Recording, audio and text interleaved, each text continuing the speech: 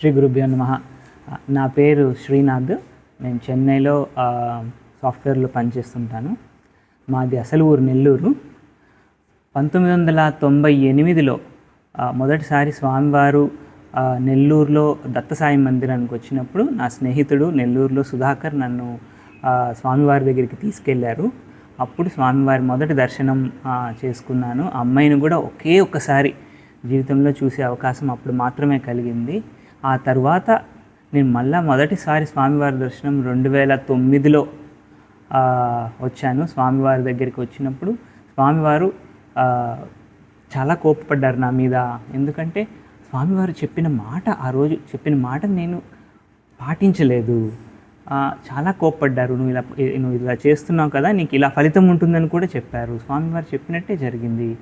తర్వాత 2018లో దైవం మానుష రూపేణ బుక్ రిలీజ్ అయినప్పుడు అది తీసుకుని చదివేటప్పుడు దాంట్లో అనుభవమే సద్గురువు, నమ్మకమే సద్గురువు అన్న 2 వాక్యాలు నాకు బాగా ఆకర్షణగా ఉండింది. స్వామివారి మందిరంలో, అమ్మాయి మందిరంలో కూర్చొని చదువుకున్నప్పుడు నాకు ఎలా వస్తుంది అనుభవము, నాకు ఎలా వస్తుంది ఈ నమ్మకము అని ఆలోచిస్తూ ఉన్నాను. ఆ పక్క రోజు ఇంటికి వెళ్ళాలనేసి బయలుదేరే ముందు బత్తీలు తీసుకొని దర్గా దగ్గరికి వెళ్ళి బత్తీలు వెలిగించి, సాధారణంగా మనం బత్తీలు వెలిగించి ఆపేసినాక ధూపం వస్తూ ఉంటుంది. కానీ అక్కడ అనుకోకుండా ఆ రోజు గాలి వల్ల మళ్ళా అగ్ని వస్తూనే ఉందన్నమాట. 7 సార్లు 8 సార్లు నేను ఆపినా, బయలుదేరిన చేయి అడ్డం పెట్టినా అగ్ని వస్తూనే ఉండింది. అది నాకు చాలా మనసుకు బాగా హత్తుకునింది అనమాట. స్వామివారు అగ్ని రూపం కదా అనేసి సరే ఆ బత్తీలు వెలిగించి ప్రదక్షిణం చేసి బయలుదేరదాం అనుకునేటప్పుడు ప్రదక్షిణ చేస్తుంటే ఒక జడివాన దర్గా దగ్గర మాత్రమే కురిసింది. మేమంతా తడిచిపోయి నేను నా భార్య ఇంకా కారు ఎక్కి రామాపురం మెయిన్ రోడ్ వరకు కూడా వెళ్ళలేదు. పక్కన గ్రామం దగ్గర కూడా వాన లేదు. అంటే అమ్మయ్య జలస్వరూపము అని మాకు స్వామి అమ్మాయిలు ఇద్దరూ ఒకే విజిట్లో వారి నిజతత్వాన్ని మాకు అనుభవంగా ఇచ్చినట్లు అనిపించింది. ఆ అనుభవం మాకు మా భక్తిని దృఢపరుచుకోవడానికి చాలా ఉపయోగపడింది. ఆ తర్వాత వచ్చినప్పుడు నిద్ర చేసేవాళ్ళము. స్వామివారు మొదట్లోనే చెప్పారు, నువ్వు చెన్నై వెళ్ళు అని. ఇప్పుడు 2009లో. అప్పుడు నేను బెంగళూరులో ఉద్యోగం చేసేవాడిని. ఏంటి స్వామివారు చెన్నై వెళ్ళమంటున్నారు, నేను ఉండేది బెంగళూరులోనే కదా అనేసి.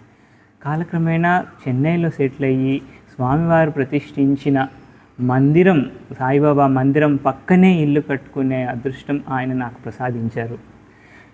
ఇంకొక ముఖ్యమైన అనుభవము 2019లో మా అత్తగారికి తలనొప్పి వస్తే స్వామివారికి ఫోన్ చేస్తే ప్రాణభయం లేదన్నారు.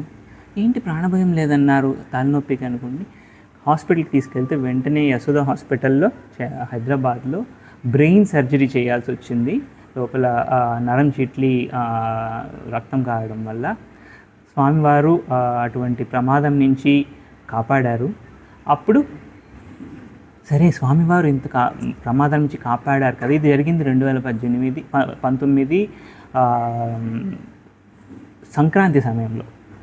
సరే స్వామివారికి కృతజ్ఞత చెప్పాలి, మా అత్తగారు కోలుకున్నారు అనుకుంటూ ఉండగా ఒకరోజు నిద్రలో స్వామివారు కింద పడిపోయినట్టు, మంచం మీద నుంచి దొల్లి కింద పడిపోయినట్టు కల వచ్చింది. ఎందుకు ఇలా కల వచ్చింది అని ఎలాగైనా వెళ్ళాలి అని పక్క రోజు ఉదయం చెన్నై నుంచి బయలుదేరి దర్గాకు వచ్చాము. అప్పుడు ఇక్కడ అందరూ జనాలు ఉన్నారు. ఏమైంది ఏంటి అంటే ఉదయం స్వామివారు పలకలేదు, మళ్ళా మాట్లాడారు, ఆశీర్వదించారు అని చెప్పారు. నేను వచ్చినప్పుడు 1:30 మధ్యాహ్నం సమయము. భోంచేసి రమ్మన్నారు. భోంచేసి వచ్చి ఇక్కడ కూర్చొని ఉండగా స్వామివారు శరీరాన్ని వదిలారు. ఎప్పుడూ ఒక బాధ ఉండేది లోపల, అయ్యో టైం వేస్ట్ చేశాను, స్వామివారికి సన్నిహితంగా ఉండలేకపోయాను, స్వామివారు నన్ను ఇంక చేరతీయరా అని. కానీ ఆ సంఘటనతోటి ఎవ్వరూ నాకు చెప్పకుండా ఆయనే ప్రేరణ చేసి కరెక్ట్గా శరీరం వదిలే టైంకి దగ్గరికి రంపించుకున్నాడు అనేది గద్గదం అయిపోతుంది అది చెప్పేటప్పుడు. అటువంటి అనుభవము ఆయన ఆ రోజు మాకు ఇచ్చారు. ఈ రోజుకి కూడా ఆయనే మమ్మల్ని నడిపిస్తూ ఉన్నారు.